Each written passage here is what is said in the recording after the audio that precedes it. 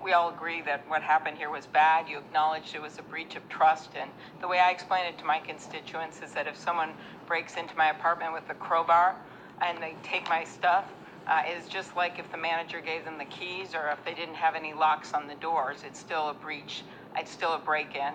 And I believe we need to have laws and rules that are sophisticated as the brilliant products that you've developed here. And we just haven't done that yet. And one of the areas that I've focused on is the election. And I appreciate the support that you and Facebook, and now Twitter actually, have given to the Honest Ads Act, a bill that you mentioned that I'm leading with Senator McCain and Senator Warner. And I just want to be clear, as we work to pass this law so that we have the same rules in place to disclose political ads and issue ads as we do for TV and radio, as well as disclaimers, that you're going to take early action as soon as June, I heard, before this election, so that people can view these ads, including issue ads. Is that correct? That is correct, Senator, and I just want to take a moment before I go into this in more detail to thank you for your leadership on this. This, I think, is an important area for the whole industry to move on. The two specific things that we're doing are, one is around transparency. So now you're going to be able to go and click on any advertiser or any page on Facebook and see all of the ads that they're running. So that actually brings advertising online on Facebook to an even higher standard than what you would have on TV or print media, because there's nowhere where you can see all of the TV ads that someone is running, for example, whereas you will be able to see now on Facebook whether this campaign or third party is saying different messages to different types of people. I think that that's a really important element of transparency. Then the other really important piece is around verifying every single advertiser who's going to be running political or issue ads. I appreciate that, and Senator Warner and I have also called on Google and the other platforms to do the same, so memo to the rest of you. We have to get this done or we're going to have a patchwork of ads, and I hope that you'll be working with us to pass this bill. Is that right? We will. Okay, thank you. Now on the subject of Cambridge. I think we have that account as well, lots of ways to connect people. And the information obviously is an important commodity, and it's what makes your business work. I get that. However, I wonder about some of the collection efforts, and maybe we can go through largely just even yes and no, and then we'll get back to more expansive discussion of this. But do you collect user data through cross-device tracking? Senator, I believe we do link people's accounts between devices in order to make sure that their Facebook and Instagram and their other experiences can be synced between their devices. And that would also include offline data that's tracking that's not necessarily linked to Facebook, but linked to some device they went through Facebook on. Is that right? Senator, I want to make sure we get this right, so I want to have my team follow up with you on that afterwards.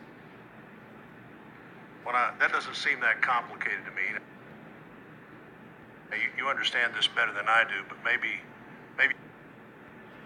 What he's saying is, do you watch porn while you're signed into Facebook?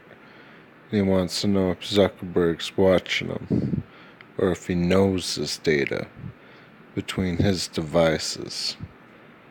And that's a simple question. You can explain to me why that's complicated. Do you track devices that an individual who uses Facebook has that is connected to the device that they use for their Facebook connection, but not necessarily connected to Facebook? I'm not sure the answer to that question. Really? Yes.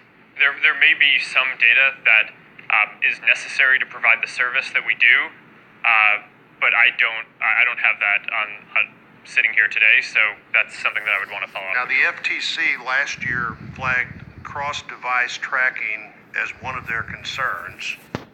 Generally, that people are tracking devices that the users of something like Facebook don't know that are being tracked. How do you disclose your collection methods? Is that all in this document that I would see and agree to before I entered into a Facebook?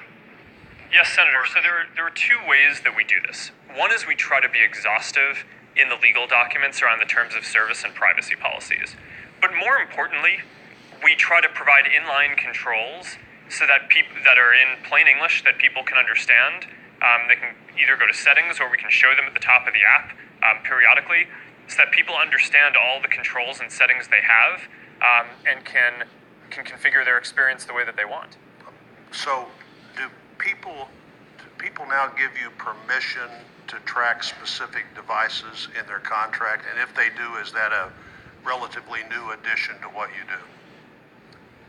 Senator, I'm sorry, I don't have am that. I able to opt out? Am I able to say it's okay for you to track what I'm saying on Facebook, but I don't want you to track what I'm texting to somebody else off Facebook on an Android? Oh, okay. Yes, Senator. In general, Facebook is not collecting data from other apps that you use. There may be some specific things about the device that you're using that Facebook needs to understand in order to offer the service. But if you're using Google or you're using some texting app, unless you specifically opt in that you want to share the texting app information, Facebook wouldn't see that. Has it always been that way? Or is that a recent addition to how you deal with those other ways that I might communicate? Senator, my understanding is that that is how the mobile operating systems are architected. The Fuck.